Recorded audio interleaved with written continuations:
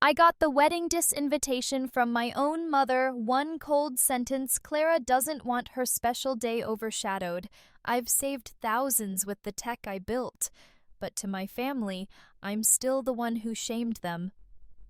Clara and I once promised to have a joint wedding at Thornhill Castle.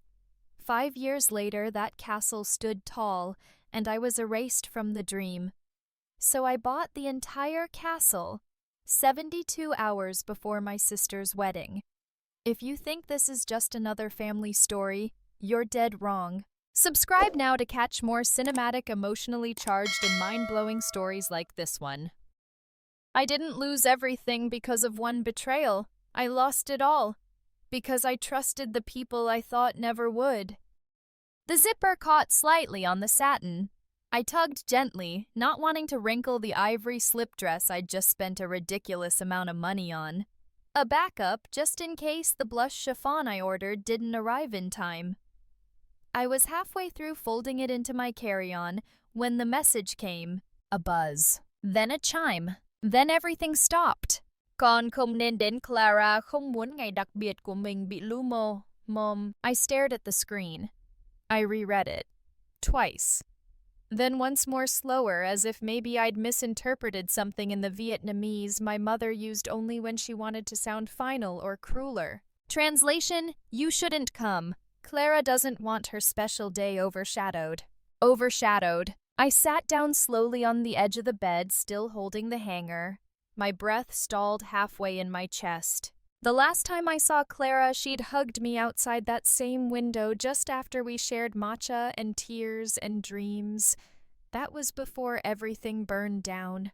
Before my reputation, my name, my future, all of it got stripped from me like someone peeling a barcode off clearance merchandise. And now this. No warning, no phone call, just a text. Delivered casually on a Tuesday evening like a weather report. Clara didn't want me there. She didn't want me. I didn't cry, not then. Instead, my eyes fell on the old shoebox under my nightstand. I reached for it like instinct. Dust clung to its edges, but I knew the contents by heart. Inside, old Polaroids, a dried pink petal from the garden bush behind our childhood home, and one photo creased down the middle of two little girls in white tights and lace gloves, their arms hooked tight. Me and Clara, age 11, standing beneath the sprawling rose tree in our backyard. We'd called it the wedding tree. That summer, we built tiny wedding altars from cardboard and stolen curtain lace. We used up all Mom's old lipstick and pretended our Ken dolls were princes. And under that tree, we made a promise. Someday we'll get married together. Same day, same place, same dress code. Castle wedding, Clara had said, dreamy-eyed. Thornhill Castle, I added, already circling its listing in a bridal magazine. We even signed our names in purple gel pen on the back of the photo like it was a contract. That promise lasted through puberty, through bad boyfriends and good secrets, through our mom's scoldings and dad's absences, through graduation breakups, all the way until it didn't. I placed the photo on the bed beside the untouched dress. Outside, the New York skyline pulsed with life windows glowing like constellations. But inside the apartment, the silence became a presence of its own. I stood barefoot by the window, the coolness of the glass pressing against my arms. I whispered aloud to no one I've saved lives, because I had thousands. My algorithm seer had caught early markers in cardiac scans that even trained physicians missed. The pilot program rolled out in 6 hospitals last year had already prevented 413 silent strokes. I had the data to prove it. A white paper on the way, a keynote at Stanford in the fall. But none of that mattered. Not to them, not enough. To Mom, I was still the stain. The scandal. The one who ruined Christmas 2019 by crying in front of the guests. The one who didn't know how to let things go. The one who made the family name trend on Reddit for 3 days. And now not even worthy of an invitation. I turned from the window, jaw clenched so hard it ached. My phone buzzed again, another notification. Subject itinerary change confirmation from Viridian Lux Travel. I clicked. Flight cancelled. Hotel cancelled. Airport transfer cancelled. No further services are booked under this name. A final line. We look forward to serving you on a future trip. I felt something crack behind my ribs. This wasn't just disinviting me. They were erasing me, like I had never planned to go, like I had never belonged to begin with. As if my presence was some minor inconvenience to be deleted with a few polite emails and automated confirmations. My mouth went dry. They didn't even trust me to stay quiet, to come and smile and clap and pretend everything was okay like I always had. Like I did at Jason's graduation. Like I did at Amanda's engagement party. They didn't believe I could be gracious. So instead they erased me, deleted the folder, cleared the history, uninvited the problem. I stared at the confirmation email for a long time. It blinked back like a smug little bot doing exactly what it was programmed to do, and then I started to laugh. A single dry exhale at first, then louder, because they thought this would crush me. Because they thought once again that I would quietly accept my role in their story, the mistake. Because they had no idea. No idea that I wasn't 27 anymore. That I wasn't the Camille West who begged them to believe her, who cried in the hallway of her childhood home while Clara refused to meet her eyes. I was the Camille who survived, who rebuilt, who got back up while they looked the other way. I walked to the kitchen, poured myself a glass of water with shaking hands, and stared at the post-it note still stuck to my fridge. Be undeniable. It was the only mantra I needed for the last 5 years. I walked back to the bedroom, folded the slip dress gently, packed the pearl heels I bought for the occasion. Then I sat down at my desk, opened a blank note, typed 3 words, Thornhill Castle ownership. Then, available properties, Thornhill area. Then, estate contact for acquisition. I didn't know what I was going to do yet. But I knew one thing for certain. If they thought they could cross out my name from this chapter of our family's story, they forgot who wrote the code. They forgot who builds, who sees angles where others see walls, who makes things that last. And I would remind them, not with a fight, not with fireworks, but with something far more terrifying to the people who had always underestimated me. I would exist, fully, boldly, without permission. And I would not ask to be let in. I would own the room. I closed my laptop, opened my phone, hit record on the voice memo app, then said softly, evenly, and clearly like a vow, if they think they can strike my name from the guest list, they've forgotten I've spent my life building systems designed to never be shut out again. They've forgotten who I became while they weren't looking, and now they're going to see. Not because I'm invited, but because I own the damn doors. It started with a Slack message I didn't send.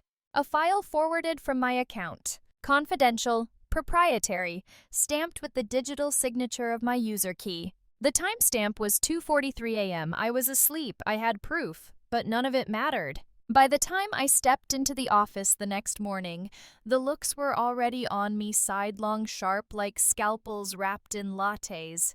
The whispers didn't wait for corners. By 9:00 a.m. I was called into the conference room.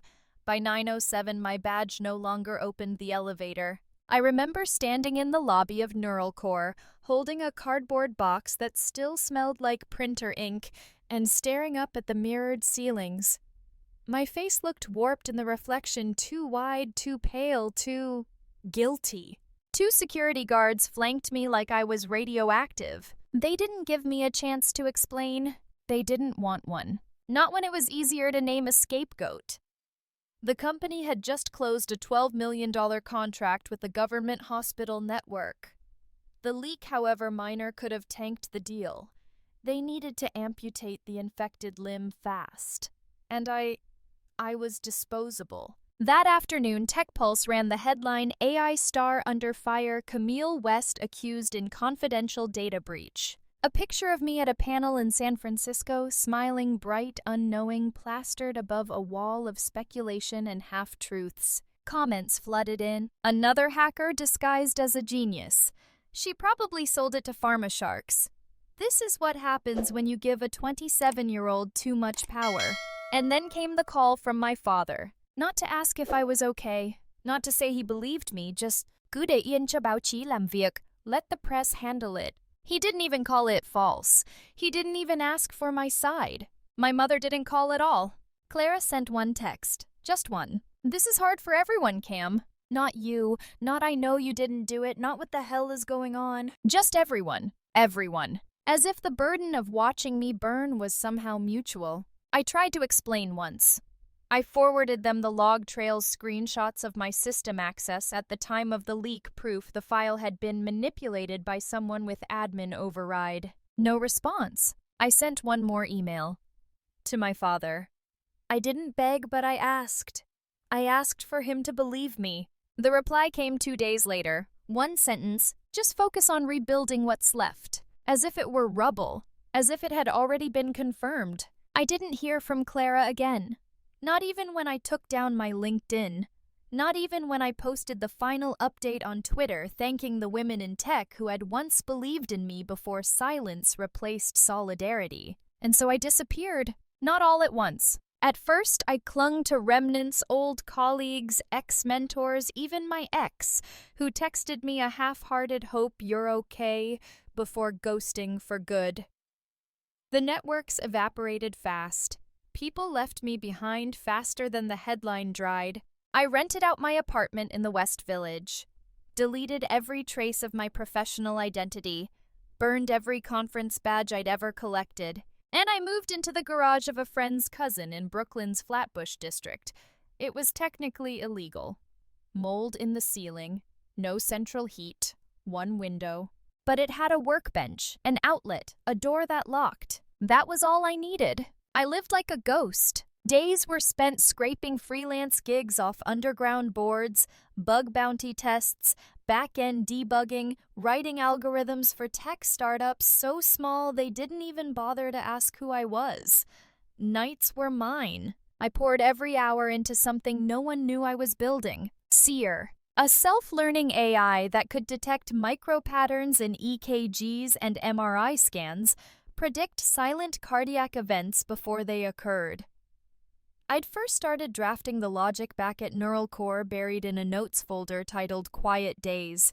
It was the kind of project that would have taken a team of 20. I did it with nothing but 3 borrowed GPUs and air mattress, and the kind of obsessive silence born from fury. No one helped me. No mentors, no funding, no second chances. And every time I reached a breakthrough, every time the model predicted an arrhythmia correctly, I whispered, "Let the press handle that." I coded while shivering in the winter with my coat on. Ate canned soup until I developed an allergy to sodium. Watched other people get invited to panels, Forbes lists, speaking tours. People I'd mentored. People who once asked me to review their code. They rose. I vanished. But Seer didn't. Seer evolved. It passed simulations. Got clinical eyes on it through a sympathetic nurse I met at a co-working cafe. That led to a foot in the door at a small research hospital in upstate New York. Then the pilot phase. Then lives were saved. Real documented reviewed lives. And suddenly, quietly, I wasn't a ghost anymore. But I didn't tell anyone. Not my family. Not Clara. Not even when a new article came out in a much smaller publication calling Seer a quiet revolution in preventative cardiac care. It mentioned the developer only in passing Cam West, formerly of Neural Core. Cam, not Camille. Even the journalist didn't know who I really was. And I liked it that way. In the garage, I kept working. Seer wasn't finished. Nothing was finished. But I no longer needed applause. I no longer ached for my name to be spoken again in rooms I wasn't allowed into. I just wanted to build. Because building made the noise stop. It gave shape to the hole that had been torn into me. On nights I couldn't sleep, I'd write equations on the wall using chalk calcium traces left ghostly marks like scars. Other nights I'd scrub everything down, repaint the walls, start again. One day while soldering a prototype sensor, I burned my hand. The skin blistered instantly.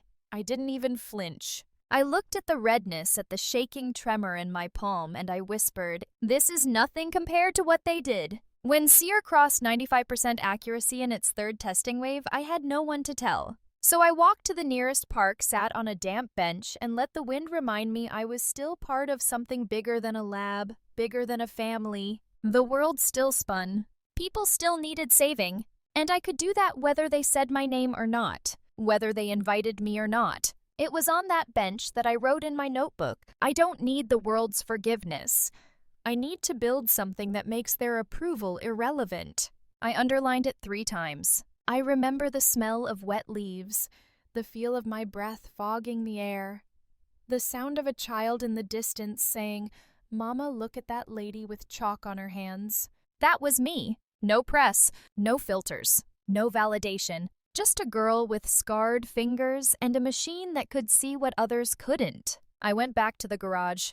I painted over the last chalk wall, put on a hoodie covered in solder dust, and I smiled, not the kind that people frame in photos, but the kind that blooms in the bones when you realize you're still here, still standing, still dangerous, still unfinished. And that was enough. Until the text from my mother came, until Clara's wedding, until the castle, until the moment I remembered that I hadn't just built Sear, I'd rebuilt myself. And the version of me they forgot, she'd been watching, she'd been planning, and she knew how to make an entrance. Not through the door they slammed shut, but through the very foundation beneath their feet. The photo should have been harmless. A girl in a white dress, lace sleeves, the soft glow of champagne in her hand, an arch of blush roses behind her, and a caption in looping calligraphy. "Soon to be Mrs. Langford, 28 days to go, Thornhill Castle." My stomach twisted. I zoomed in on the backdrop, the gray stone, the wrought iron gate, the twin cypress trees flanking the terrace. I'd know that place even in a dream. Thornhill Castle. I hadn't heard the name in years. And yet there it was, geotagged and hashtagged all over Clara's feed. I didn't follow her anymore. Hadn't in months. But her profile was public, always curated, always blooming with perfection. My hand hovered over the screen as if it might burn me. Thornhill, our dream castle. I remembered it before I even remembered what it meant. The name had lived under our skin since we were children. It was the castle we tore out of a bridal magazine when we were 11, the one we used to build out of sofa cushions, the one we'd promised each other we'd share one day. A double wedding, 2 sisters, 1 castle. And now, only one name. Clara. I stared at the screen for a full minute, my pulse so loud it drowned out everything else. The silence in my apartment felt deeper somehow, as if the castle itself had reached through the screen and dragged something out of me. I blinked twice and opened the comment section. At Madison Shea OMG, that venue is dreamy at Victoria.Lee. This is totally royal core at Mom West. So proud of you, baby, can't wait. I clicked the profile. My mother. Active 3 hours ago. Commenting, celebrating. I hadn't even received a save the date. And now they were planning this our place, our childhood fantasy without me. With deliberate omission. The edges of my vision blurred. Not from tears. From something sharper, something more primal. I called my mother. No answer. I called again. Still nothing. On the 3rd try, it rang once, then went to voicemail.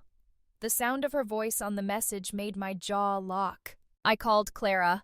A single tone, then, "This number is not accepting calls at this time." Blocked. She'd blocked me. I didn't even realize I'd started pacing until I hit the edge of my kitchen counter and had to grab it to steady myself. My breath came fast and shallow.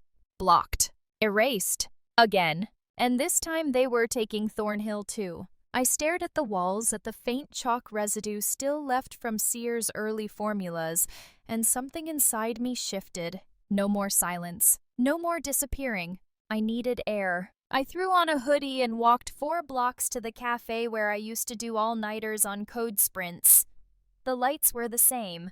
The barista was new. I ordered a double espresso and sat by the window, elbows on the table, trying not to combust. That's when Nina appeared late, loud, and completely out of breath. "You look like you're about to torch something," she said, sliding into the seat across from me. I didn't answer, just turned my phone toward her and tapped Clara's post. She studied it for 5 seconds. Oh, hell no. I still didn't speak. You mean to tell me they're doing the Thornhill wedding after everything, without even a heads up, without even pretending to— She blocked me, I said. Clara Nina's voice was sharp.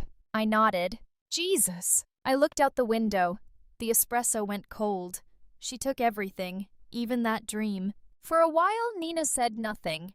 She just looked at me with the same expression she'd had the night I'd called her from the curb outside Neural Core, wrecked, red-eyed, half-hysterical. And then slowly she leaned forward. If I were you, she said, I'd buy the goddamn castle. I blinked. What? Buy the castle? I snorted. Okay, Lex Luthor. No, seriously, she said, deadly calm. Why not? You've got the money now. Make a call, write a check, steal the rug out from under them before the vows are even printed. That's deranged. It's bold, it's strategic, it's poetic. I stared at her. She shrugged. They took your voice, your place in the family, your childhood. Why not take the one thing they never thought you'd touch? Something inside me wanted to laugh. Another part wanted to run. But the most dangerous part wanted to try. Back in the apartment, I sat down at my desk like I was sitting at the helm of a warship. Fingers to keyboard. I typed Thornhill Castle estate information. Ownership records Thornhill Castle. Recent listings. Thornhill historical properties. The screen blinked. Then the results came. Second link down Thornhill Castle to be sold in private listing. July 3rd. My eyes scanned the article. After decades of private ownership by the Langdon family, Thornhill Castle has been quietly listed for sale. Sources confirm the family is facing significant financial challenges and aims to close a deal before the end of Q3. The date on the article, 4 days ago. The castle wasn't just a venue. It was available. Available now. My mouth went dry. I clicked through to the holding company managing the estate. An outdated website. One phone number. A single PDF download labeled Property Overview Thornhill Castle. I downloaded it. 18 pages, photos, maps, utility details, HVAC repair estimates, and at the bottom a price. I exhaled slowly. Not cheap, but not impossible. I opened my financial dashboard. Post-SEER licensing. After taxes. After the equity buyout.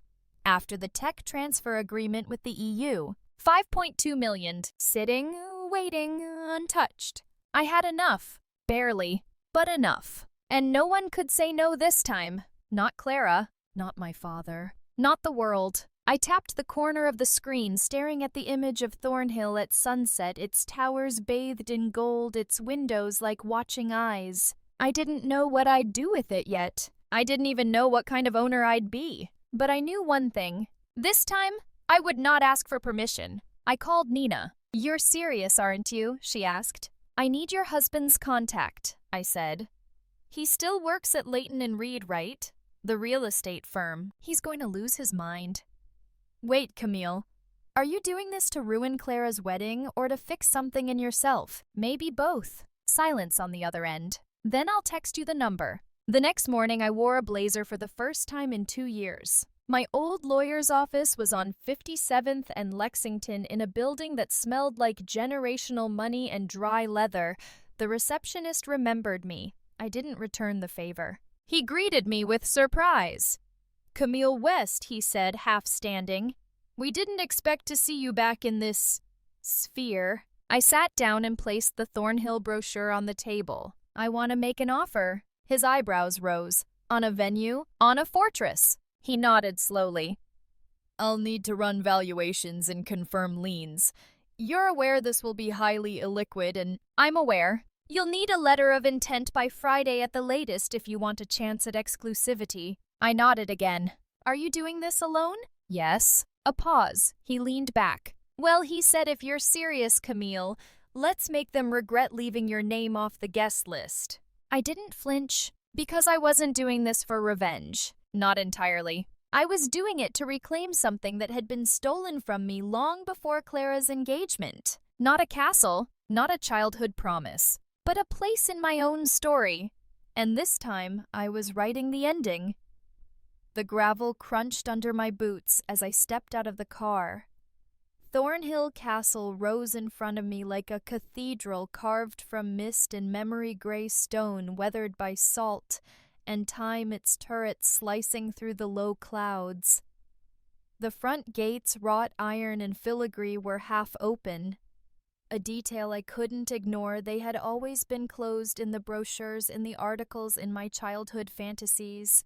But today they were open, waiting. A woman stood at the top of the steps. She didn't wave. She didn't move. She just stood there, wrapped in a coat that looked older than I was, her white-gray hair pulled into a low twist. She was tall, straight-spined, composed like someone who had been greeting unworthy buyers her whole life. Eliza Thornhill. Her name sounded like history, like paper that's never been touched by hands with ink stains.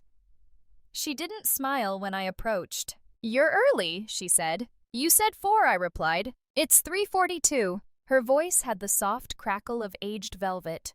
Not sharp, but firm. I extended my hand. She didn't take it. Instead, she turned slowly and walked up the last 3 steps into the castle without a word. I followed. The inside was darker than I remembered, less curated, less fairy tale. Paintings had been removed from some walls, drapes drawn halfway. One chandelier flickered with a dying bulb.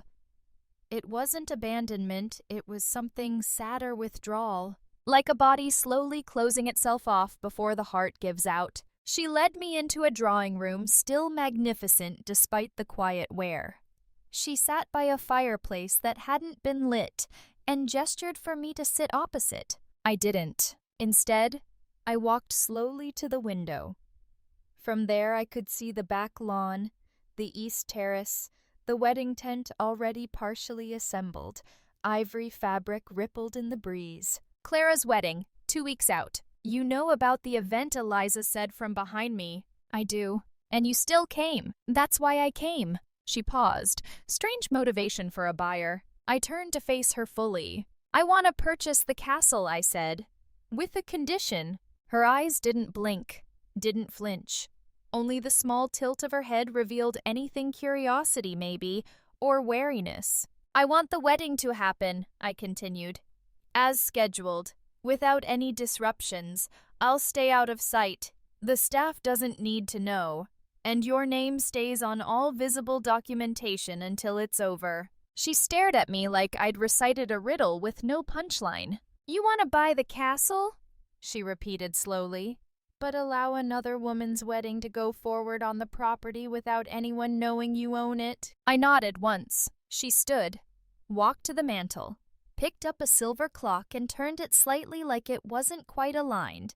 Then she spoke without looking at me. "You're not here for real estate." "No." "You're not doing this for profit." "No." "You're not family to the bride?" I hesitated. That's not how they describe it. She finally turned around. Her face was strong but not cruel.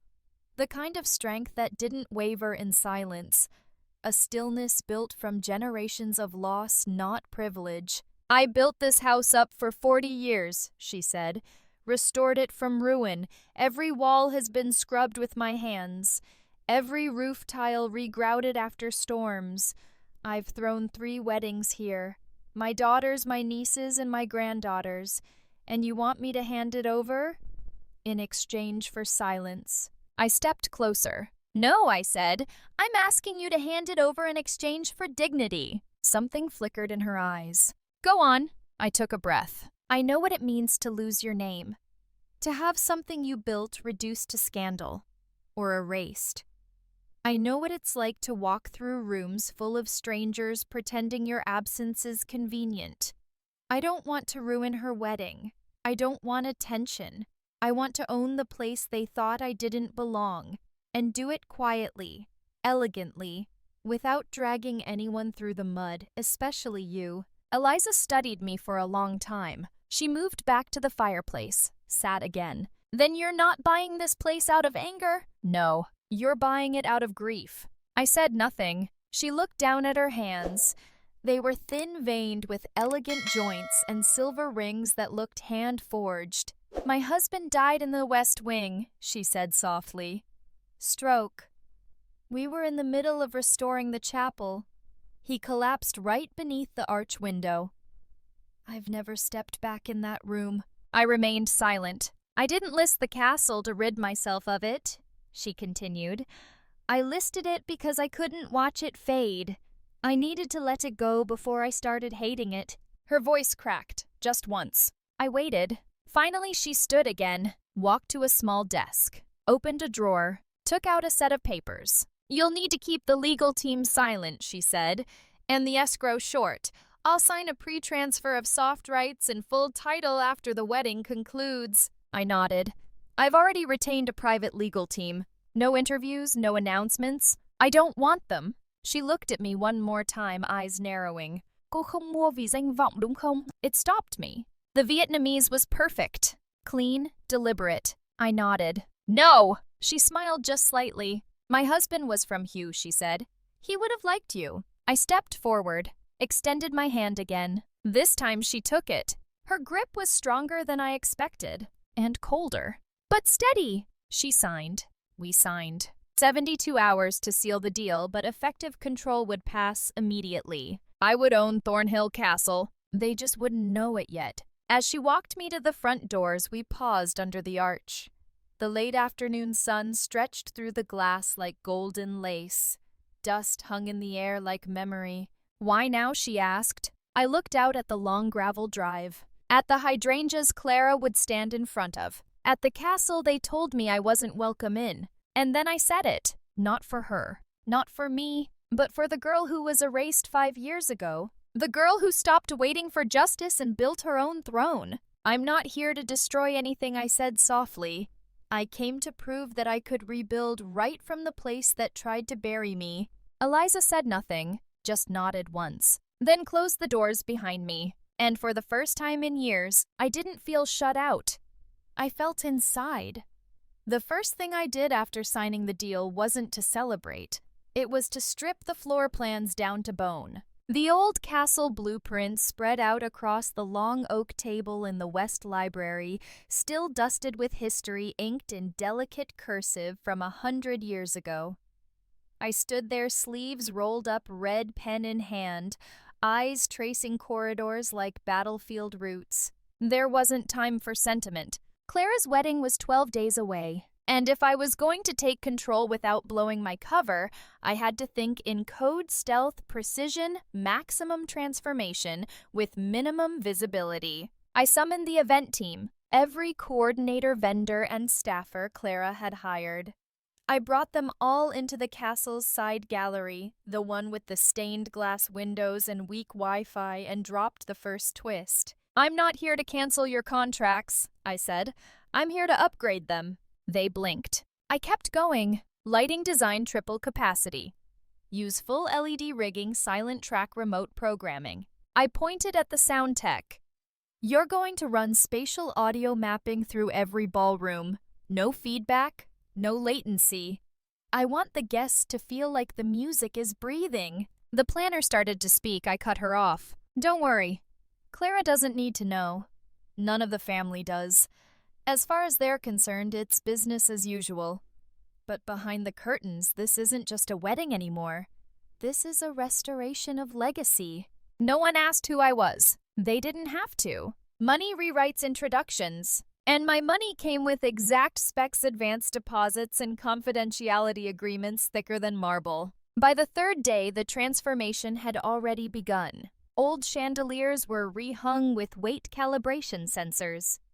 The security system, originally just 2 old guards and an unreliable gate camera, was replaced with a hybrid AI network, facial recognition, movement prediction, real-time conflict flagging. The heart of the system pulsed quietly in the tech room behind the wine cellar, cooled by soft fans masked from all Wi-Fi detection. I named it Ophelia, fitting for a castle with ghosts. I walked through the halls at night with a clipboard and a black hoodie, checking the texture of soundproof curtains and testing motion sensors myself. Everything was faster, smoother, more perfect than they'd ever expect. not to show off, but to reclaim. To reclaim the dream Clara and I built as kids, but build it right this time. Without cruelty, without secrets. At least that's what I told myself. Until the guest list arrived. It was supposed to be a formality, a copy forwarded from the florist so they could adjust centerpiece placements. I opened it by accident while reviewing table layouts.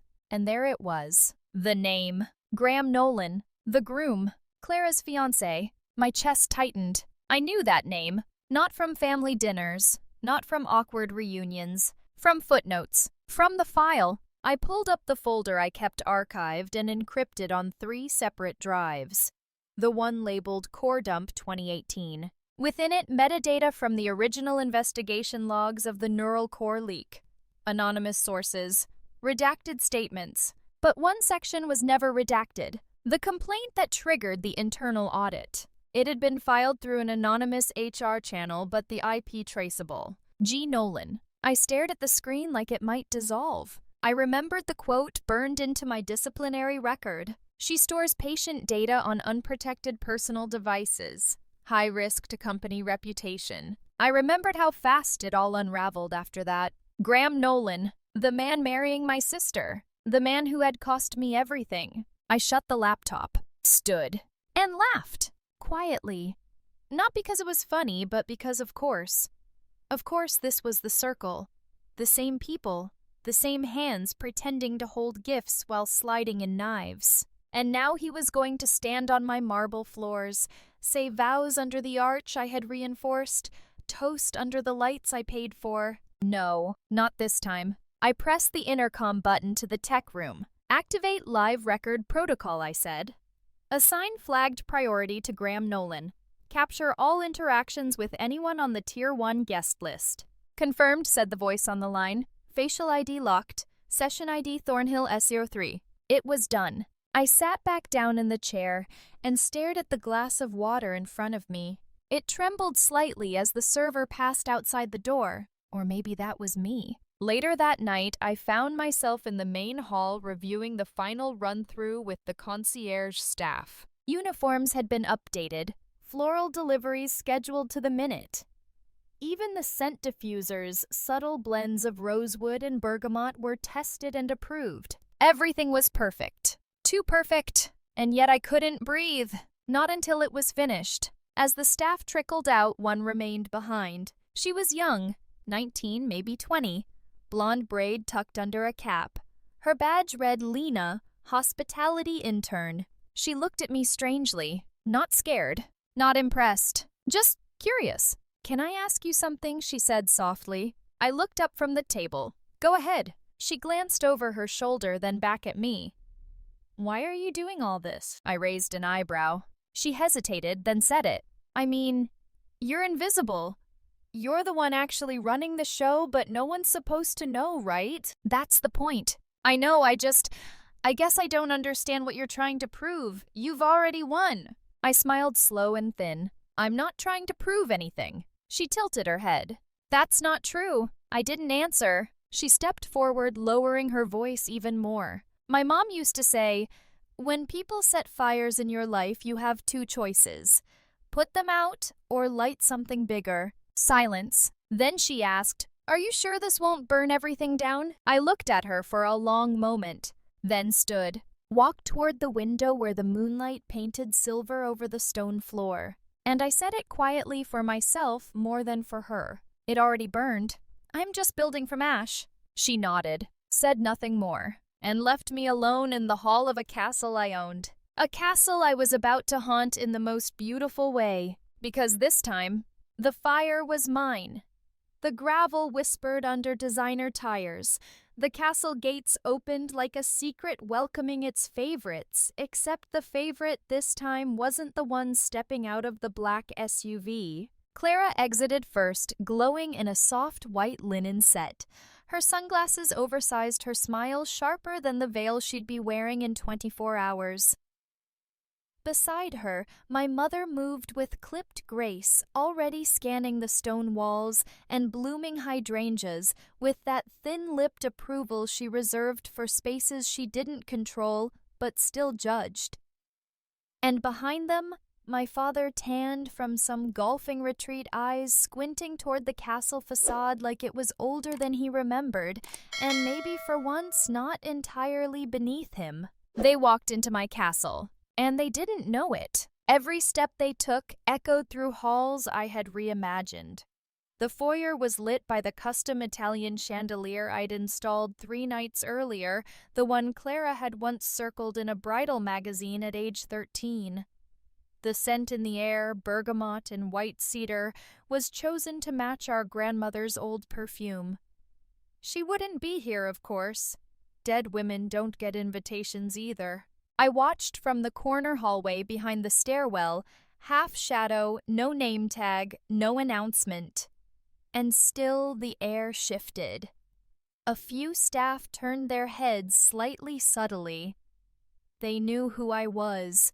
They called me the hidden host, and they kept their mouths shut. The rehearsal had already begun in the ballroom, strings tuning in the corner florals being fluffed and relayered, but Clara took her time. She wandered the corridors with practiced reverence a girl raised on castles and attention. She paused beneath the grand staircase, ran her fingers along the rail I'd had re-stained by hand. "It smells richer," she murmured. "Did they upgrade the woodwork?" My mother nodded. "They've polished it up. The castle always had charm. It just needed the right touch." The right touch. You're welcome. I slipped through the back passage down the staff corridor and into the newly restructured command room, once a wine vault, now an operations center. 3 flat screens tracked guest entries, staff location pings, and facial recognition data from the AI system I'd named Ophelia. On the center screen, Clara's face was softly tagged in green primary bride. Her location hovered above her head like a digital crown. I tapped the intercom. "Begin Phase 3. Cue Sunset Prelude at 6:12 sharp." Confirmed. Behind me, one of the junior coordinators leaned over a folding clipboard. She didn't ask questions. None of them did. They'd signed the NDAs. They'd seen the transfer documents. They knew the true owner. Still, they called me Miss West only when no one was listening. The guests began to arrive in waves. First the college friends in pastel dresses, then the hedge fund cousins, the ex-nannies turned Instagram stylists, the old family friends who had once whispered at cocktail hours about my downfall. I knew every name on the list, every face now 2 decades older and just as performative. They laughed too loudly, smiled too wide, tapped their glasses against flutes filled with rosé they'd call surprisingly crisp. None of them noticed the pressure sensors embedded in the ballroom floor, or the double insulation in the ceiling that made the acoustics feel cathedral-like. They didn't see the silent security camera tucked into the arch behind the floral wall. They didn't know the music wasn't playing from an iPod on loop, but from a real-time responsive system that changed tempo based on crowd movement. They only felt magic, and magic was mine to give now. By the time Clara made her entrance for the evening welcome toast, the ballroom looked like something out of a European monarchy. Candlelight flickered from glass votives arranged in cascading heights. Soft gold light washed the stone walls. The violinists played a modern rendition of Clair de Lune, delicate enough to make even our father pause mid-sip. She stood on the small dais, glass in hand, eyes shining with tears that weren't entirely fake. "Thank you all for being here," she said. "It means more than I can say." I stood in the back of the ballroom near the second marble column, dressed in deep charcoal silk that blended into the candlelight like a whisper. No spotlight, no stage. And still people began to notice. Not directly, not immediately, but in that animal way humans sense when someone isn't just present, they're watching. One of the waitstaff brushed past me and whispered, "Primary's eyes just locked on you." I smiled. Subtle, unapologetic. Clara's voice didn't waver, but I watched her left hand tighten slightly on the glass stem. Her gaze darted once toward the back, toward me, then away too fast like a reflex. She recognized me, but more importantly, she recognized the presence, the disruption to her choreography. A flicker of fear crossed her face. Not fear of me, but fear that something had shifted beyond her control. I leaned against the stone column, crossed one arm. Graham stood beside her, smiling too wide, his hand brushing her lower back mechanically. I watched his eyes sweep the room, calculating, nervous. He hadn't seen me yet, but I had already seen everything. Ophelia had logged 3 separate interactions between him and 3 guests marked Tier 1. Each conversation had flagged for tone deviation keywords like quiet, that down, not here, and she doesn't know. Ophelia was listening. So was I. A guest from my father's firm approached Clara, glass-raised cheeks already flushed from champagne. Stunning, absolutely stunning. This whole evening feels like the place got reborn. Clara smiled. It's always been magical. No, the guest said. It's different. Elevated. Someone knew what they were doing. I didn't move, but her eyes did. Straight to me, and for a moment just a breath she knew. She didn't say a word. Not then. Because how do you tell 100 guests 1,000 tiny lies that the sister you pretended didn't exist was the one who orchestrated the most beautiful night of your life? You don't. You smile. You sip. You sweat under satin. And you pretend your ghosts aren't watching from the walls. I drifted through this ballroom like a shadow. No one stopped me. One man stepped back to admire the architecture and nearly bumped into me. Sorry, he said, blinking. Didn't see you there. I smiled. That's all right. Then walked on. That's the thing about becoming invisible. It only works if you learn to weaponize it. I paused near the photo wall portraits of Clara and Graham framed in vintage gold. Engagement photos, childhood shots. Nothing of me. Of course. A staffer adjusted one of the frames. She glanced at me, lowered her voice. Miss West, would you like me to add a... No. I touched the frame myself, straightened it by 1/2 inch. Let it stay the way they want it. She nodded, understood. As the final toast began, as the violinists struck up the opening notes of the first dance set, I stepped back toward the rear archway. Let the guests twirl. Let Clara shine. This was her moment. But every light on her was mine. And every corner of that castle knew. The girl they buried didn't stay dead. She built a throne underground. And tonight, she lit the whole thing gold. The ballroom fell into silence the moment the MC's voice echoed through the marbled arches. Please welcome the true host of tonight's celebration, engineer Camille West. Not a whisper followed. Not a breath. The violinist froze mid-note bow, hanging in midair like the second before a thunderclap. Clara's heel missed its step. Her smile cracked. The candlelight caught her frozen frame arm, linked with Graham's right in the center of the polished dance floor. Everyone around them stood still, stunned, confused, tilting their heads as if the sound system must have glitched. Our mother gasped. Then came the sharpest sound of the evening, the shatter of glass in her hand. Crystal stems snapped between her fingers. Champagne hit the marble like a spill of guilt. The MC stood unflinching. She is the reason this evening shines. Please join me in acknowledging her presence. But he never finished, because Clara was already walking, stalking, straight toward me. Each step she took through the crowd was fire and ice and acid. Guests parted like scripture, not daring to interrupt the fury in a bride's wake. Camille, she hissed through her teeth, her voice barely above breath. A word, now! I followed, calm, grounded. No need for theatrics. She was doing it for both of us. We pushed through the side door and into the service hallway lined with ancient tapestries. The corridor smelled of roses and steam. She spun to face me. What the hell do you think you're doing? There it was. The mask ripped clean off. The one thing no one else in this family ever tried, I said. Telling the truth? Her face flushed so quickly it startled even her. You had no right to come here. I didn't come. I built it. I own it. I funded your fairy tale. Her breath caught. For a second, she couldn't speak. Then, you couldn't just leave it alone. You couldn't let me have one thing. Clara, I said softly. You had everything. You had the family, the name, the sympathy, the narrative. I had silence. I had exile. I had 5 years of no one looking me in the eye. She raised her hand, not to hit me, to point. To remind me of what?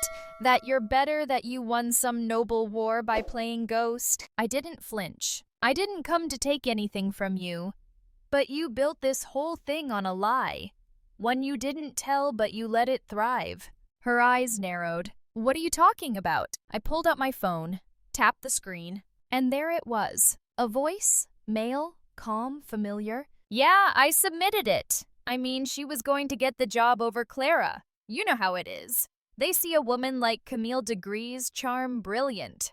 Clara didn't stand a chance unless someone leveled the field. Pause. I didn't think it'd ruin her career. Just slow her down. It worked, didn't it? Her face crumbled in slow motion. That's your fiancé.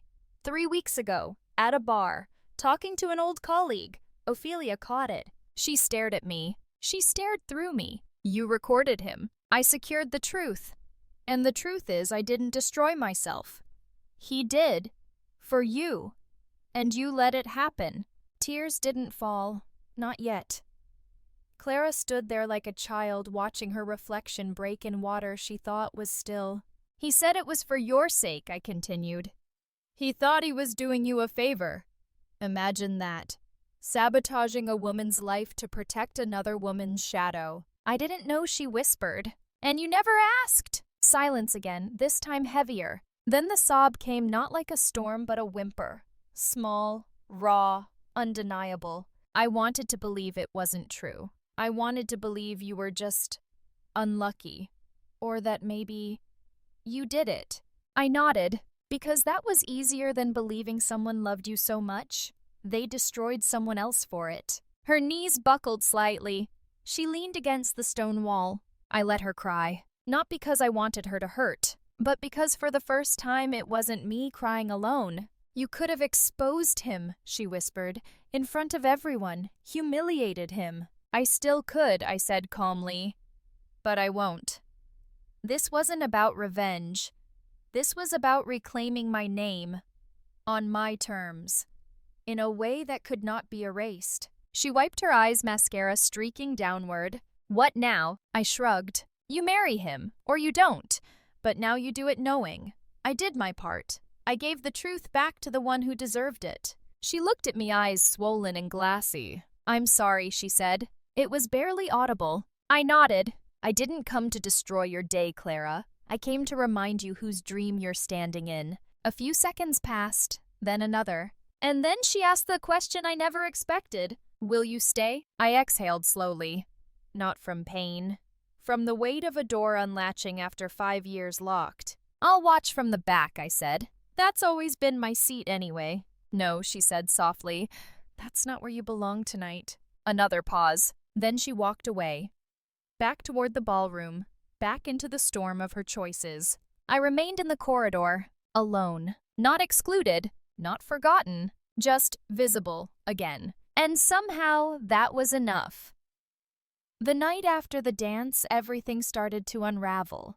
The silence was replaced with whispers, and whispers quickly turned into headlines. By morning, the name Camille West was no longer a whisper on tech forums or buried medical blogs.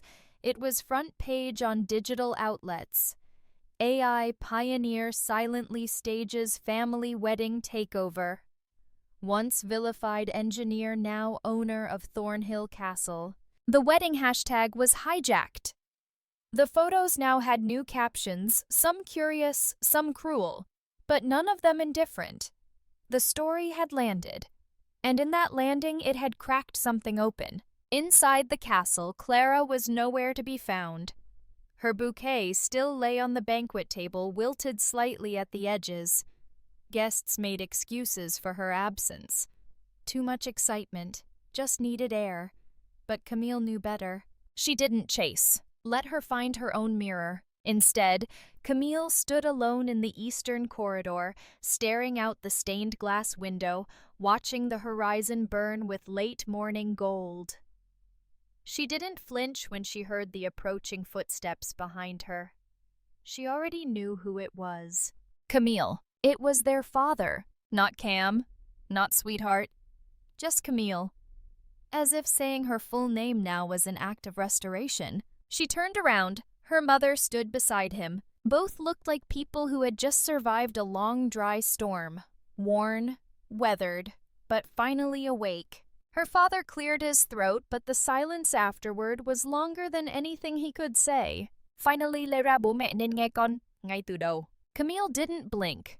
She just watched them like she was seeing ghosts learn how to breathe again. You didn't, she replied. And you still almost didn't. Even last night. You watched the lights, the flowers, the vows, and you still didn't see me. Her mother's eyes welled. Camille raised her hand gently, not to push them away, but to hold the moment steady. I'm not angry anymore, she said. Because I stopped needing your apology.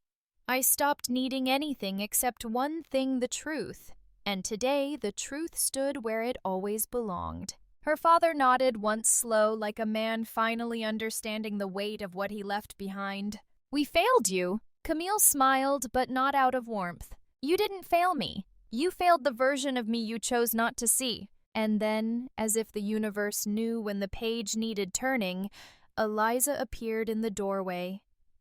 Dignified as ever, lace gloves on walking cane tapping softly against the tile. In her hand was something delicate, an old envelope yellowed at the seams, sealed with wax. She offered it to Camille with a quiet kind of reverence. This belonged to my grandmother, Eliza said.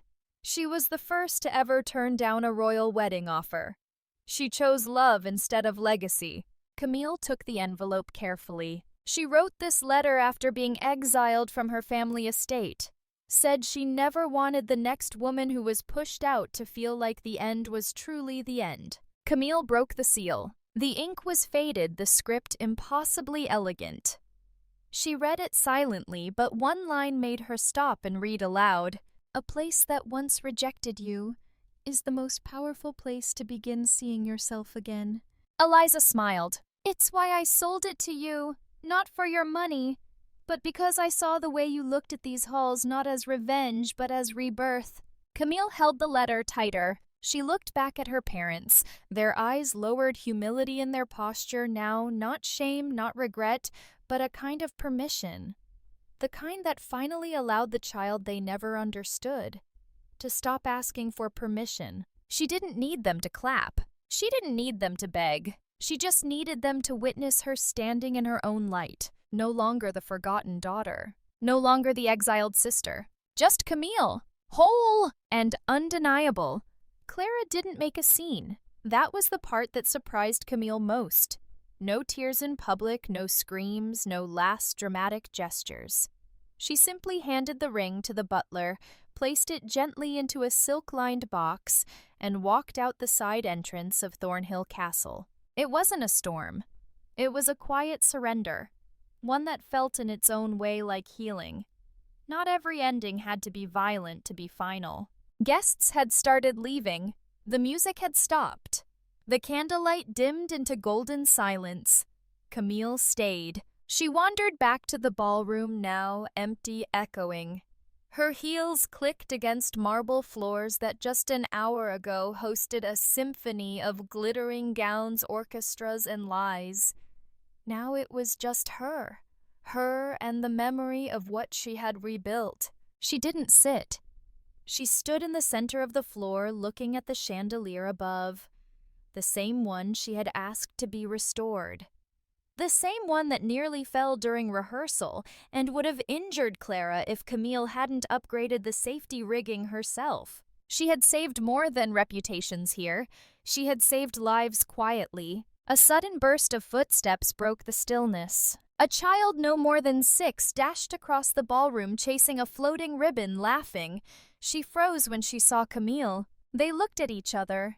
The child's eyes widened. Are you a princess? She whispered. Camille smiled softly. No, she said, kneeling down. I'm just someone who built a castle from broken bricks. The girl looked confused but enchanted. Does that mean you're the queen? Camille shook her head gently. No, sweetheart. It means I didn't let anyone else decide where I get to stand. And for the first time in a long time, she believed it. Fully. 6 months later, Thornhill Castle had shed its old skin. It was no longer just a monument of faded nobility. It had become a sanctuary, a hub, a light. Camille walked through the freshly painted halls, past rooms filled with laughter, and into workshops where women, some trembling, some determined, gathered to reclaim what the world tried to erase from them. The Back into the Light program wasn't a press move. It was a lifeline. Financial support, legal aid, career rebuilding. It was built on everything Camille never had when she fell. Now she was the hand that would have saved her younger self. The Grand Ballroom, once a stage for Clara's wedding, now hosted panels of women in medicine, tech, law survivors, and builders. Camille didn't stand on stage often. She preferred the back rows, watching stories rise where silence once lived. And then one day a letter came, inside a photograph. 2 little girls, arms around each other under a blooming pink tree. Camille and Clara, age 11, smiling barefoot, unbroken. Under the photo in her mother's handwriting, I used to fear your light because it was too bright. Now I'm learning not to look away from it. Camille closed her eyes. And for once there was no ache, just warmth. Camille sat alone beneath the afternoon sun, her notebook open on her lap. Around her the garden buzzed gently with life, but her mind was somewhere else. The speech she was writing wasn't for glory. It wasn't for applause. It was a bridge between the woman she had been and the thousands who would walk through these castle doors after her. We don't need an invitation to exist, she wrote.